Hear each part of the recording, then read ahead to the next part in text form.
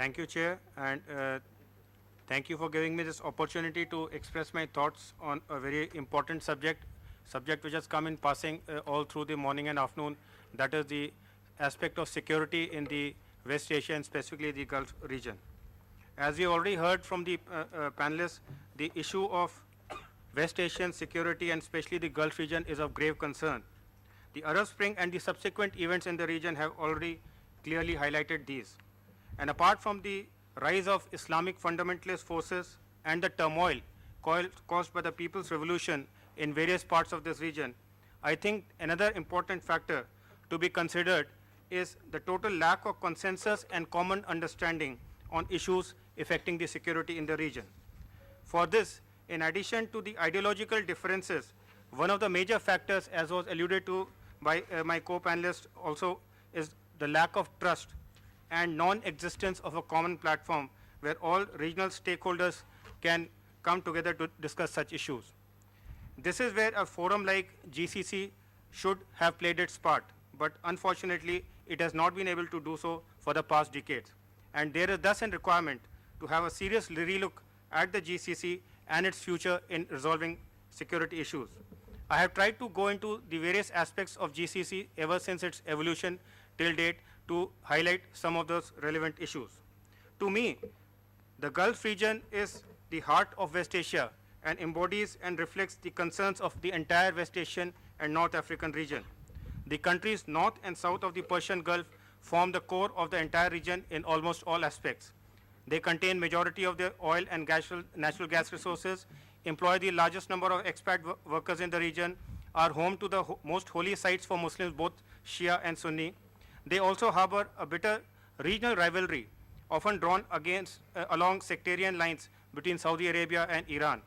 And the region has always had a major role to play in all other issues affecting the larger region at large. For example, the Arab-Israeli dispute, Egypt-Israel peace treaty, US role in the region, question of Muslim and or Arab unity, and in recent decades, the threat of Islamic fundamentalism. The Gulf region and its well-being is therefore crucial to ensuring the peace in the region, and to coordinate and implement it, there is a requirement of a potent and effective regional organization. Presently, GCC is the only such organization which is grossly inadequate due to major structural fault lines, especially the fact that it does not include two major nations north of the Persian Gulf, Iran and Iraq, and is therefore grossly irrepresentative of the region. As we look at the Gulf security and the birth of GCC, some of the basic flaws emerge straight away. GCC was created in 1981, shortly after the Iranian Revolution. The basic premise of GCC was to bring together countries of the Gulf region against the perceived threats from two enemies, Iran, an ideological enemy, and Iraq, a belligerent power. The birth of GCC was thus based on two major pillars: fear, that is of Iran and Iraq, and of exclusion, again of Iran and Iraq, and to some extent an embattled and weak Yemen. In this, GCC chose to ignore the geographical and geopolitical realities of the region. Iran and Iraq geographically cover almost the entire northern coast of the Persian Gulf and are critical links to rest of the region, including Levant, Central Asia, South Asia. Geopolitically too, Iran and Iraq, with their civilizational histories, political evolution over centuries, significant economic and military powers, could not be ignored. On the other hand, Saudi Arabia figures as the only major country in the GCC, other being much smaller states. The third pillar to lend critical support to the GCC was the US, which pledged to provide security guarantees to the member nations. GCC that stood up as a structure almost on one leg, with US supporting it the crucial crutches. The organization was deemed to fail, as has been witnessed over the past decades. GCC, however, has not been the only attempt at forging architectures for the Gulf region. Earlier attempts have also been there, with the British providing the security umbrella for the first 7 decades, which was thereafter taken over by the US. In the initial part, US based its strategy on the Nixon Doctrine of 1969 and the Twin Pillar strategy, which incorporated Saudi Arabia and Iran as the twin pillar to ensure security of the region. It worked for a while. However, after the Iranian Revolution, this strategy fell apart. Following Fearing Iranian expansionism during the 1980s, US turned to Iraq to balance Iran and also the newly formed GCC. However, again in August 1990, this strategy backfired when Iraq invaded fellow GCC country, fellow Gulf country in Kuwait. Thereafter, US had to shift its reliance on regional alliance, and it led to an even more forward and proactive military presence of US forces in the region. Also, the end of the Cold War meant Russia was out of the picture, and the Gulf region became a region of primary interest for the US. After the Iraq War in 1991, US created a multilateral security framework, created a framework all over the region, which was initiated by the Madrid process. However, as regards the Gulf region, US pursued the strategy of containment and deterrence of Iraq and Iran, relying basically on military tools rather than a political framework. The failure of the twin pillar strategy and Iraq's invasion of Kuwait also taught US two important lessons. First, empowerment of regional powers can get out of control. And second, US cannot depend on regional states to provide security for the region. In 1999, US introduced a new strategy called the Cooperative Defense Initiative, which was a plan for integration of defense forces of the GCC, Egypt and Jordan, and coordinate intelligence sharing amongst them. It again identified Iraq and Iran as the primary threats to the region, and with this in place, all GCC members even signed a joint defense pact in December 2000. However, the 9/11 incident and the resultant war on terror in Afghanistan, along with the war in Iraq in 2003, again changed the entire dynamics of security and US engagement in the region. Coupled with the discovery of nuclear program in Iran in 2002, US found itself deeply engaged in the security issues of the region. As the Iraq war ended with elections in 2005 and the Afghanistan war dragged on, US had to take a serious relook at its engagement in the Gulf region.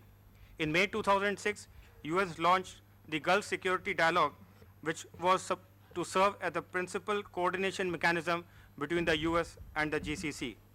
All these initiatives have resulted in three very important results. Firstly, Iran felt completely excluded from the region. Secondly, US got more and more engaged in the security issues of the region. And thirdly, the GCC became totally reliant on the US for mitigating all perceived security threats in the region. Another important development took place in the region in particular and world in general during the first decade of 21st century, the rise of non-state actors and extremist groups like Al-Qaeda. They threatened to challenge the very notion of nation state and state security. And with support from some nations seeking to take on their adversary through proxy methods, these groups rose to emerge as trans-regional security threats, something that a weak regional organization like GCC was incapable of handling. So what are the security challenges to this region, and how has the GCC failed? In order to arrive at any sustainable security framework for the region, it is essential to understand major security concerns. Primary issue in the region is the legitimacy of the existing structure, the GCC, the issue of participation and confidence.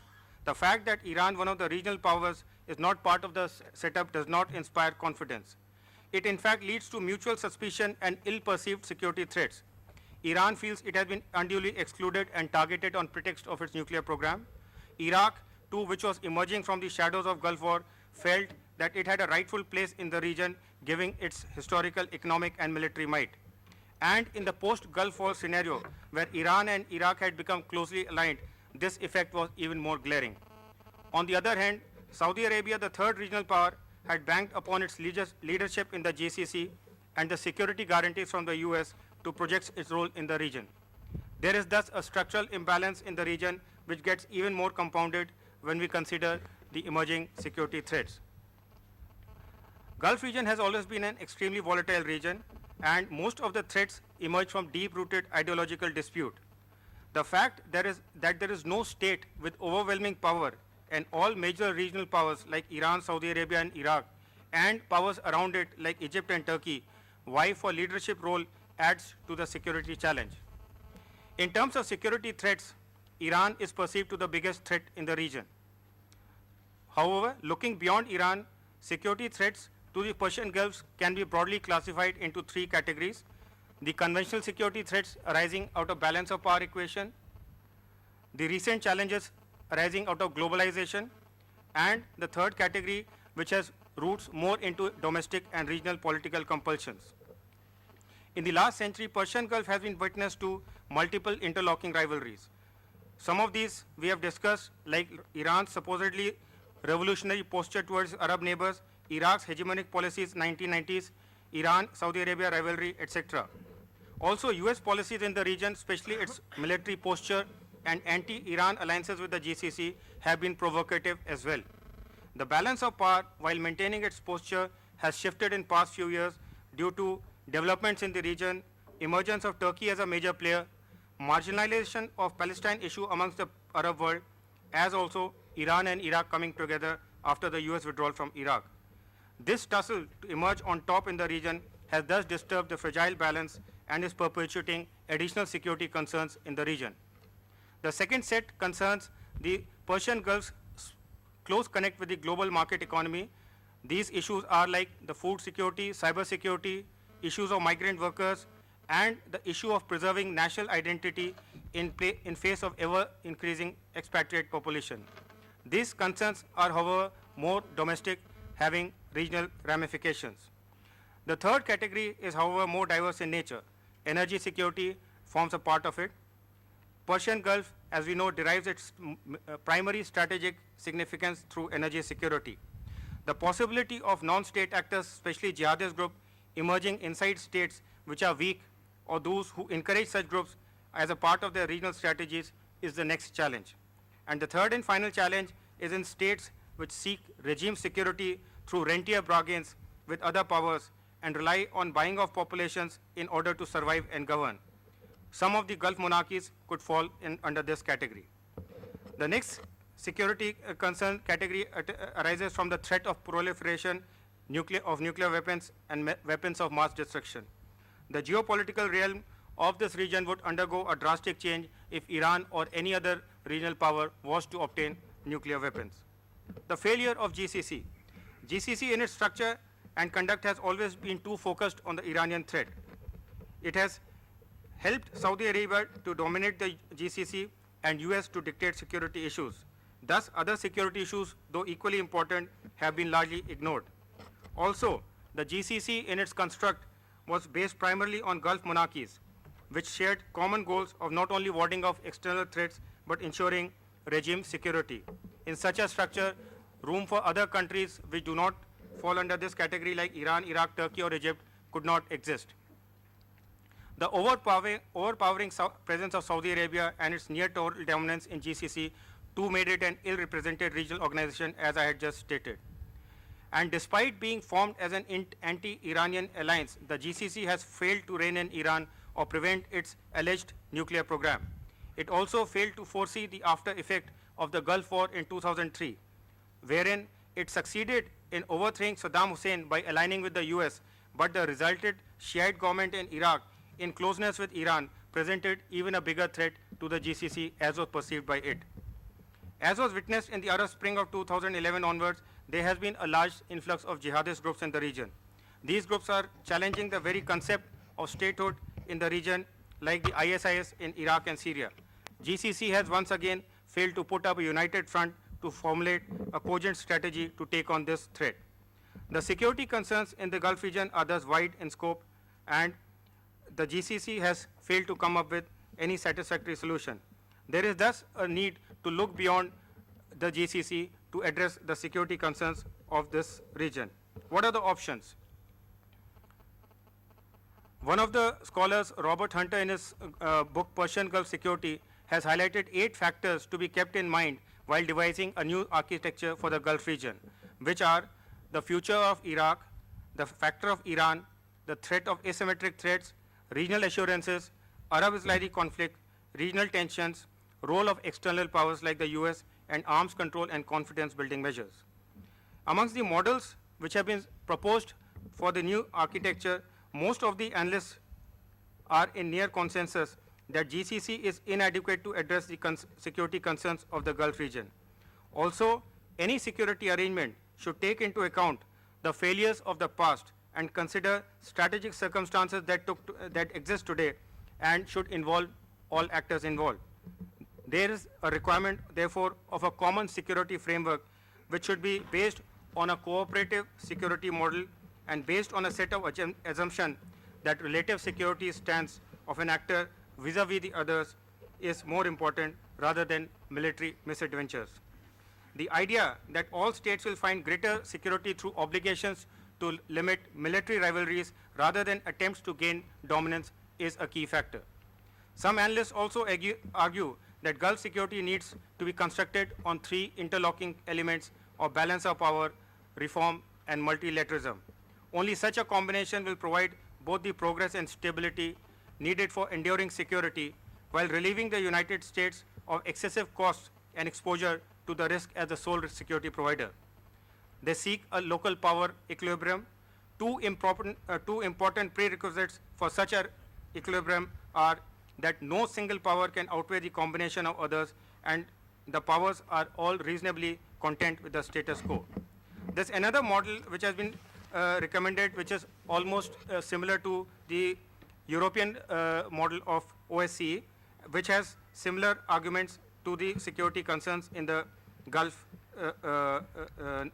aspect. And then there are some models which give you the model of the NATO as well as the EU. As far as the Gulf region is concerned, all the models that have been suggested and they are there in my paper have few things in common. There is a need for structure to be inclusive in nature. That means Iran, Iraq, and some others need to be a part of it. Cooperative and confidence building mechanisms need to be a part of it. Recognize the role of external players, have a region-wide method of dealing with conventional and asymmetric threats, and commence with a common minimum program instead of a large structure, and lastly, in a later time frame, have a collective response system. Obviously, GCC in its present form will have to perish the moment Iran and Iraq are to be incorporated in the new structure. But the reality of the security requirements dictates such a step. Can we imagine South Asian Association of Regional Cooperation, SAARC, representing South Asian concerns without India or Pakistan being a part of it? And in this, I do not in any manner argue that SAARC has been a very successful regional model. There was also a talk of expanding GCC into Gulf Union, which was discussed first at the GCC summit in Bahrain in 2012, but nothing has fructified as such. The role of US in any structure in this region would be critical. The strategy adapted by US towards the region in past 3 years, especially after the Arab Spring, has been a matter of concern for the region. Also, the talk of US rebalancing towards Asia Pacific could thin down US military involvement in the region. In addition, the future of nuclear talks between Iran and P5+1, resolution of the situation in Iraq and Syria, future trajectory of Egypt and Turkey now that they both have recently elected presidents, resolution of intra-GCC issues, especially Qatar and Saudi Arabia, as well as the Palestine issue, too will have to be factored in. The ongoing turmoil in West Asia could be considered as an ideal opportunity for the region to rise above its past mindsets and mutual suspicions to come together and find a viable solution for the future. Given the existing and evolving dynamics, few things seem inevitable in the future structure. Inclusion of Iran, Iraq, and Yemen in the new structure as a core member. Inclusion of Egypt too as a core member primarily because of 4 reasons. Its historical significance in the Arab world, peace treaty with Israel, role in frequently brokering the peace between Palestine and Israel, and the Suez Canal factor. Participation of Syria, Jordan, Lebanon, Turkey, and Palestine in some form will have to be considered. And lastly, the role of major external players like the US, Russia, and China. As discussed, the new structure may not be all-encompassing at the start. It could commence merely as a security dialogue, and I have given one possible connotation as regional dialogue for cooperative security in the Persian Gulf. Given the ideological differences and the constraints, Oman, UAE, or Egypt could be chosen the locations to initiate the process having larger acceptability across the region.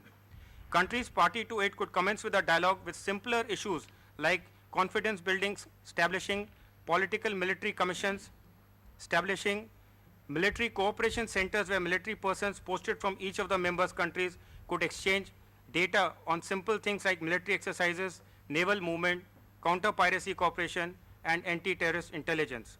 Establishing a coordinating secretariat and establishing of hotlines could go a long way in dispelling doubt on military movements and intentions of others. In a very later time frame, creation of a rapid reaction force could be thought of. Unlike the present Peninsular Field Force, which is primarily a Saudi Arabian military brigade dominated. Military exercises across the region could be another confidence building measure in the later time frame. The role of external powers would be crucial, and the big four in form of US, Russia, China and India would need to be incorporated. This would facilitate downsizing of US military commitment, at the same time upping the involvement of the other three. The basic role that these four could be given is the role of mediation, red flagging any untoward incident, helping developing in the region, and helping the structure in integrating into the global security network. To conclude, I would say a right-sized and well-intended security architecture is a need of our, not only for the Gulf region, but the entire West Asian region. Given the deep-rooted mistrust, ideological conflict, and regional rivalries, it is a very difficult task. However, the choice to ignore and move forward is simply not there. While the ultimate aim may be ambitious, the challenge is to select a very acceptable common minimum program which could at least bring all players to the table. Also, inclusion of states like Iran, Iraq, and Egypt would dispel doubts of the hegemonic designs of Saudi Arabia within the GCC, as also act as a counterbalancing force in the region. Also, counterterrorism could be another unifying factor, and if the new members of the architecture align closely, the space being ceded and occupied by terrorist forces like Al-Qaeda and ISIS would reduce dramatically. The bottom line is clear: the present system of Gulf security is grossly inadequate to meet regional security challenges. It is therefore time for the GCC as well as other major stakeholders to rise above the rhetoric and forge a regional partnership. There could be teething problems and the framework could eventually fail. However, an attempt has to be made. It is not important how the structure involves 20 to 30 years down the line, but how a common platform is created where all stakeholders can shake their mutual suspicions and mistrust and come together to at least start a dialogue. Thank you.